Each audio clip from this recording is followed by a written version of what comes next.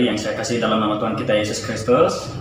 Pertama-tama kita mengucap syukur kepada Tuhan Allah kita hingga sampai detik ini kita masih dalam perlindungannya. Saudara, Bible Exegesis atau penjelasan Alkitab pada saat ini kita telah tiba di Kitab Kejadian pasal 15 ayat yang pertama.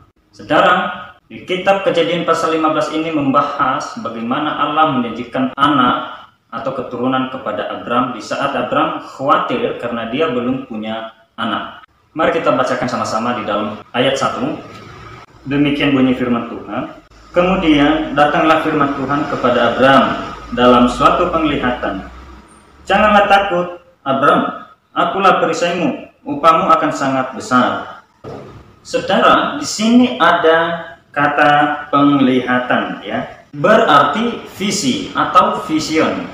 Beberapa teolog mengatakan bahwa hal itu terjadi di dalam mimpi atau prophetic sleep, yang artinya tidur dalam keadaan menerima nubuat. Di mana nubuat diterima bukan terjadi karena persepsi secara luar atau key delete. Akan tetapi vision akan diterima karena ada hubungan persepsi secara luar. Mari kita buka di dalam Kisah Para Rasul pasal 9 ayat 1 sampai 9. Tetapi yang kita baca adalah khusus ayat 7. Maka termangu-mangulah teman-temannya seperjalanan, karena mereka memang mendengar suara itu tetapi tidak melihat seorang juga pun. Jadi pemahaman ini persis dengan yang barusan kita baca. Saudara, ketika kita perhatikan ulang di dalam Kejadian pasal 15 ayat 1 ini ada kalimat yang mengatakan janganlah takut. Di saat Abram mengalahkan pasukan Mesopotamia, karena itu ada kekhawatiran atas kemungkinan mereka melawan Filistin lagi.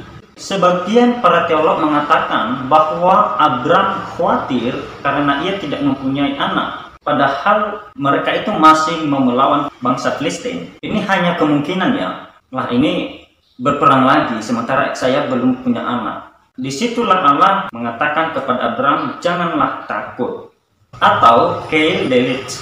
Kemudian juga ada kalimat yang mengatakan akulah perisaimu.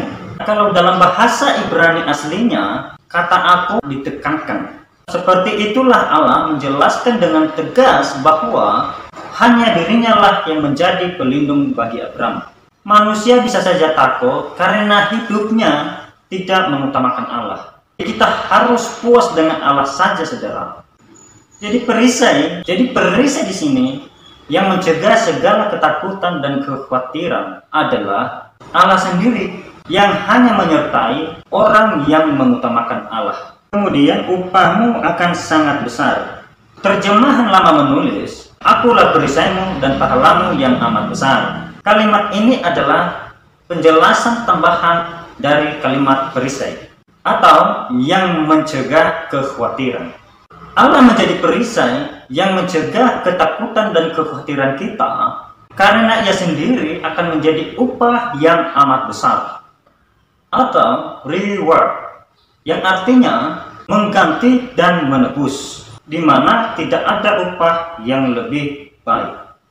Jadi di dalam hal ini, saudara, yang menjadi pertanyaan kita adalah kapankah Allah menjadi perisai kita? Ketika kita percaya dengan Yesus Kristus dengan iman yang sungguh-sungguh, maka Allah akan menjadi Allah kita sepenuhnya.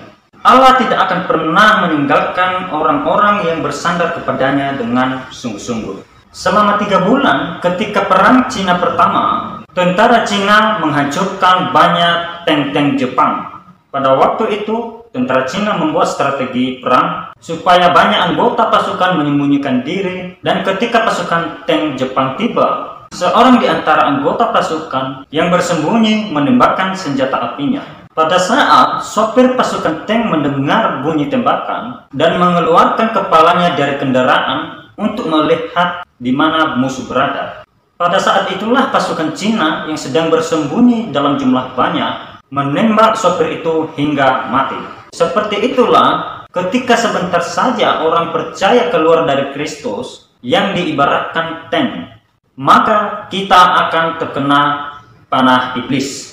Kita akan menang atas dosa ketika Kristus berkuasa sepenuhnya dalam hati kita.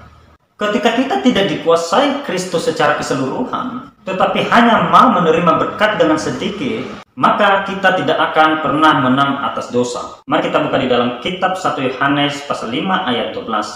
Kita baca sama-sama. Barang siapa memiliki anak, ia memiliki hidup. Barang siapa tidak memiliki anak, ia tidak memiliki hidup.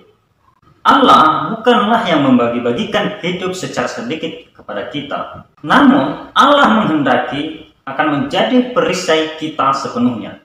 Kita menerima hidup kekal ketika diri kita hilang. Seakan-akan mati, tetapi secara keseluruhan diserahkan di dalam tangan Kristus. Seperti itulah di dalam dunia yang penuh dosa. Kita tidak boleh bersandar pada pengertian diri sendiri, seakan-akan kita telah mati. Tetapi hanya bersandar kepada Tuhan, maka barulah akan diselamatkan. Saudara, jangan pernah khawatir atas apa yang terjadi dalam kehidupan ini. Jangan pernah takut apapun hal-hal yang membuat kita ragu, baik itu dalam keturunan kita, untuk masa depan, harapan. Dengan sepenuh hati kita menyerahkan hidup kita kepada Allah, maka segala bentuk-bentuk kekhawatiran, ketakutan akan menjauh daripada kita. Tuhan Yesus memberkati.